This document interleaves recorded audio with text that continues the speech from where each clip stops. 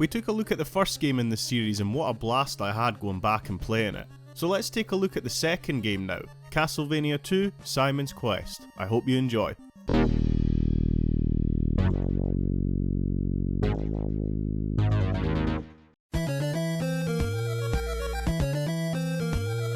Castlevania II: Simon's Quest was released originally in 1987 in Japan for the Famicom Disk System. It was later ported to cartridge format for the NES in America and Europe and developed and published by Konami. Looking at the back of the box, I must say it gives better detail of what to expect compared to the previous game. Castlevania was a cakewalk compared to this bloody curse. Boy is that true. Like the previous game, there wasn't much information regarding storyline at the time, but now with how big the series is, I can give you a brief rundown of the plot. This game takes place 7 years after the first Castlevania. When you delivered the final blow to Dracula, you scattered 5 parts of his body across Transylvania. Upon doing this, during Dracula's final breath, he placed a curse on Simon that will slowly send him to an early grave. Simon must find all parts of Dracula to resurrect him to finally destroy him once and for all. Sure sounds epic, doesn't it? So let's check out the gameplay. Actually, did you know that this game garnered a bit of controversy when it was pictured on the front cover of the second issue of Nintendo Power? I think it's pretty cool actually. The figure depicting Simon Belmont holding Dracula's severed head? Come on, that's badass. I've always been a sucker for 80s and 90s death and thrash metal front album covers, and it's somewhat given me that kind of vibe. Apparently it was too much for some though, because Nintendo received many telephone complaints from parents who had purchased it for their kids. Also, did you know that most of the original artwork for Simon's Quest and other early Castlevania games got destroyed during the Great Hanshin earthquake in 1995? It was devastating. 6,434 lost their lives due to this. That's a bit of a downer, so I do apologise. How about this though? Did you know this was actually the first ever episode of the Angry Video Game Nerd I watched way back in 2006 when I was literally thinking I may be the only other person in the world who was going back to enjoy these older games? Great video, but I can promise none of my views on this game will be dictated by the views he shared in that. Right, I know, I'm delaying the inevitable here, so let's get into the game. Best way for me to probably open this is by saying this is completely different from the previous title. Simon controls the same, feels the same, whips the same, so what's the big deal then? It's open world and not linear like the first game. You're probably thinking, that sounds amazing, and I always thought that too until I actually played it. I'm going to run through a few key changing elements and give you my opinion on them, so strap yourselves in. First off, we are now exploring the whole of Transylvania rather than just Dracula's castle. With this, we aren't just handed a load of enemies to deal with on our way to take out the Count himself. We now have townspeople we can interact with who will give clues and sometimes just nonsense chit chat. Great idea, but the same people we have to speak to get these clues don't actually offer much help at all. Not all are as terrible as they are made out to be by most critics. Some actually offer some decent information, but the ones who are supposed to give you information to help you progress? Yeah, they're not that much help. This is why on my first playthrough I got to one section that I'll touch on later and then unfortunately had to rely on a guide to help me get through this game. Along with the townsfolk that give you little or no information, you also find people you can buy items off of. Some of these things can be upgrades or even essential items to help with progression. Unlike the previous game in this, you have the ability to fully upgrade your whip, but these do come at a cost. The hearts you collect in this aren't used as ammo for sub-weapons. Well, sometimes they are, but for the majority of the game, hearts are used as currency. Currency can be pretty tight at the start of the game, but once you find a decent place to farm for hearts, you'll be set for a while, as the more you progress, the less you have to worry about how much dough you're collecting, as this will come naturally. Along with merchants, it's within these towns you can heal up in the church. Just go in up the stairs, speak to the priest, and that's you back to full health. Game overs in this aren't really something you need to worry about. You're given 3 lives and once they are gone it's game over, but if you select continue you will resume from the exact same position in which you died, so there's no backtracking or anything. Only thing that may be a slight inconvenience is you'll lose all your hearts and XP. You'll keep all your upgrades and sub-weapons you have collected on your way up to this point though. Probably a good time to point out the game's day and night cycle. During your travels, after a certain amount of time you'll be stopped in your tracks and greeted with this.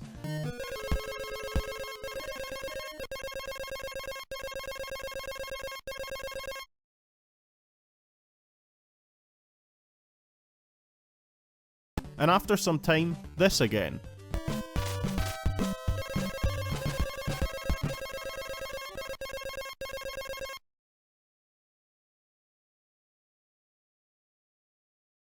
These two bits of text indicate to the player if it's night or day. Now this is one element of the game I've seen being heavily criticised, but of course, like everything, it comes with its own pros and cons. Pros being when dealing with an enemy at night they'll be a lot more tougher to deal with, but you'll receive more hearts. The size of the heart an enemy drops will determine how many they count for. For example, the small heart gives you 2 hearts and 1 XP, the half heart gives you 4 hearts and 3 XP, and the large heart gives you 6 hearts and 5 XP.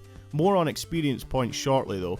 During the night cycle, enemies will drop more higher given hearts, making farming for them less tedious. The cons to the day and night cycle though is that when it's night time, the towns you encounter are completely deserted and now overrun by zombies, meaning if you needed to buy something in said town or even heal up, you can't. Everything is shut, so you may just find yourself standing about waiting for the sunrise so you can progress, slowing the pace down completely. This actually impacts the ending of the game also. There are 3 endings to the game, and the ending you will receive all depends on how many days have passed in game. The longer you have said curse, the worse off you are at the end. I got the middle ending if that means anything to you. You're always against the clock when outside, but if you are inside a building, in a town or a mansion, time freezes so you don't have to worry about it. Now back to those experience points I mentioned there. This game implements some RPG elements by allowing the player to level up. As I said, it's the hearts you pick up from killing enemies that will give you XP. The maximum level you can get to is 6. Thankfully you can't just farm in the same spot right from the beginning of the game to fully max yourself out. Each level is capped between the mansions you visit in the game, so once you hit a level for a certain area, easier enemies no longer give out XP. This is great because as the game progresses it does become more difficult, but it also means you're not overpowered, making the game a complete walk in the park. Leveling up comes with its usual traits. You have more health and become stronger, you know, the standard stuff when it comes to leveling up in a game. This game also features an inventory screen in the pause menu. Here you can keep track of the time, how many hearts you have, experience rating so you can keep track of how your leveling up is going, along with all your sub-weapons that you can equip and unequip depending on the situation where you need them or not. Now all these things I have just mentioned are nice additions giving the series a new take, but unfortunately this is overshadowed by the game's crypticness. As I previously mentioned, the townsfolk aren't that helpful. By no means as useless as they are made out to be by most critics, but the main issue is the game's translation of things that could and would be incredibly helpful to know to help with progression. As I said, I got to one section in the game before resorting to using a guide, and no, it's not the bit most people would expect. It was actually here in the first mansion. I had no idea what to do here. I had spoke to someone who said I should buy a crystal. Great, so I done that. Turns out I had to have it equipped to reveal a ledge that floats up and down. You'd think because it was one of the only few items I had it would be automatically equipped. Was it my own stupidity? You tell me. It really drove me up the wall though, having me backtracking all over the place to get some sort of clue, and after that, yes, I did feel like an idiot of course, but I soon realised without a map or guide I'd soon find myself wasting my own precious time when I really didn't need to. How about this guy who says, a flame is on top of the 6th tree in Dennis Woods? Nope. How about you try throwing holy water on some bricks in a cave to find it? Or how about, rumour has it the ferryman at Dead River loves garlic? Brilliant, now I know that I'll need garlic, but how would I know I was supposed to be in a graveyard and drop it on the floor for a man to appear to gift me an item? Don't get me started on the ferryman as well by the way. Without a guide, how would I know that I was supposed to equip an item then speak to him to get the boat moving? Also while on the subject, the boat travels to the left, so when I got back you'd expect me to be in the same place I originally started, right? Guess what happens if you stay on the boat and go back again?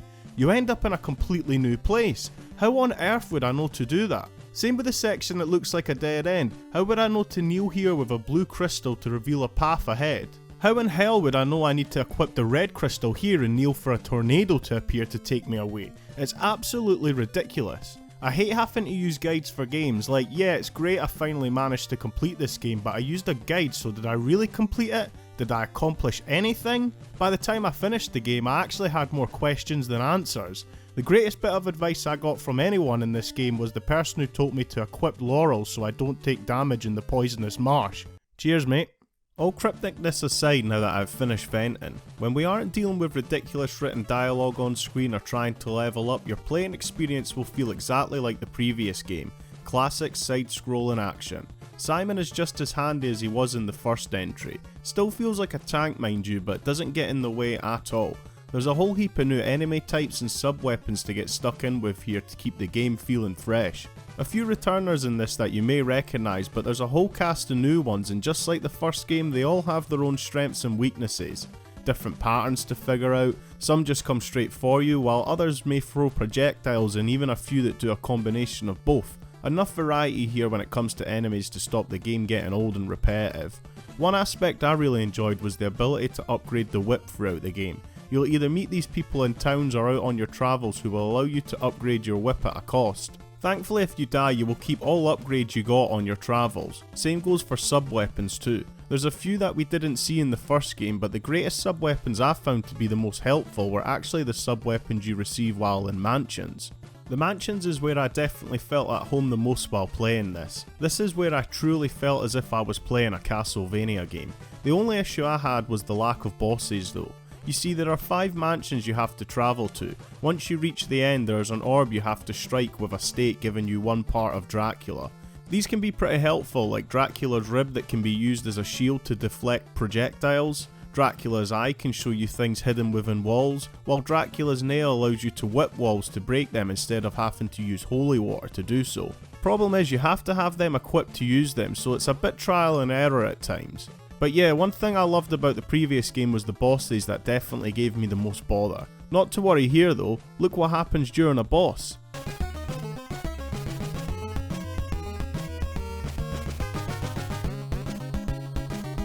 You can completely skip them if you want to. However, if you do decide to beat them, you will be rewarded with a powerful sub-weapon, but to be honest, if you're upgrading the whip, there's not really much use for the sub-weapons I found. Like I said, the one I got the most use out of was Dracula's rib, purely for the ability to deflect projectiles. The bosses are so easy to beat too, which I found disappointing. Like honestly, I did not struggle with a single one. Check out my encounter with Death. Remember the previous game where there was projectiles flying all over the place? Not an issue here, just spam him with the flame and you'll be stun locked, making this a complete walk in the park.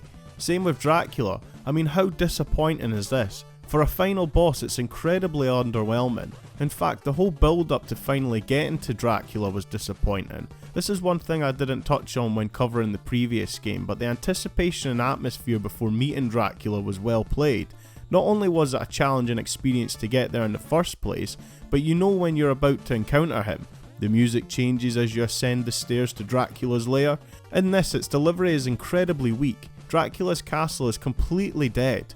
Like nothing around whatsoever, no enemies. All you have to do is get from point A to point B and you'll face him. I appreciate that this castle has its own unique theme, but it doesn't do anything for me at all. This could have been pulled off well if the theme was perhaps a bit on the unsettling or spooky side. A bit like the anticipation you feel in Zelda Ocarina of Time just before you encounter Ganondorf. That scary music getting louder and louder as you come closer to encountering him still sends shivers down my spine to this day. It just feels like one big wasted space in this though. Also, another issue with bosses, the music stays the same as it does in every mansion you encounter apart from Dracula. And even when you face Death or Camilla, they don't have a unique theme to their own like the previous game where the music would change when you get to a boss to give it its own unique intense atmosphere. I guess while we're on the subject of music, we may as well continue. I'm probably going to get some heat for this, but I wasn't the biggest fan of the music in this. I'm sure there's someone right now going absolutely berserk, and I'll say, keep crying son. I'm joking, so calm down. My opinion did change. The only issue I had was I was playing the PAL release and the music is incredibly slow in this version compared to the North American release. I didn't realise how slow they were in comparison until I was looking for songs to be placed behind my voiceover for this video. My favourite tune was the Nocturnal Curse Monster Dance. Just listen to the comparison.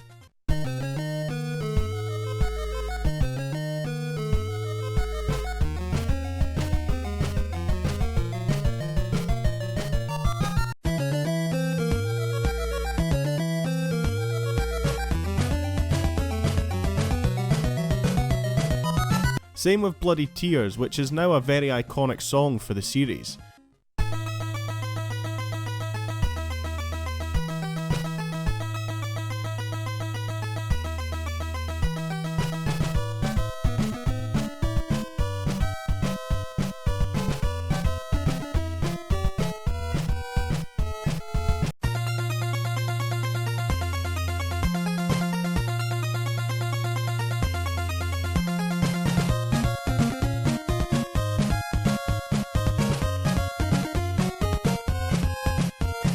Like most of these Castlevania tunes, they will be remixed and reimagined throughout the years with later releases. Another aspect of this game I actually enjoyed was the platforming. I found it to be a lot more difficult in this than the previous game. There was a lot more thinking involved between jumps, especially this section here where the blocks raising up and down. For some reason though, I didn't encounter too many enemies in these areas, so I didn't get the dreaded knockbacks resulting in instant deaths like the previous game. But like I said, you'll always continue from where you died, so this wouldn't be a big deal anyway. The way I died the most in this was stupid things like holding my finger down in a direction when leaving the inside of a building and instantly falling down a hole, which is my own fault, so can't blame the game for my own stupidity, I guess. I'm not going to lie, I was left disappointed by this game. Yeah, there are some elements I like, but as a whole package it just didn't do it for me. The poor translation for the town people was a big issue. Like I said, sometimes they will tell you stuff that makes sense, but others not so much. Like the important stuff that will bring progression to a screeching halt. I did like the mansion sections, but the lack of bosses, or when there was bosses and them being too easy, just left me feeling very underwhelmed. Especially after getting it so right in the first title. I'd say by all means give it a bash. There may be something here you'll enjoy or see that I didn't, but I really don't enjoy playing games where, for me at least, a guide is needed. I'm really just left looking forward to playing Castlevania III Dracula's Curse now, which will be my follow-up to this, so stay tuned because I have never played that one before. As always, subscribe if you haven't already. It helps the channel grow and reach a wider audience. If you liked the video then press thumbs up. If you didn't, hit thumbs down. Either way it lets me know what I'm doing right and what I'm doing wrong. I hope you all enjoyed and I'll catch you in the next one. See ya!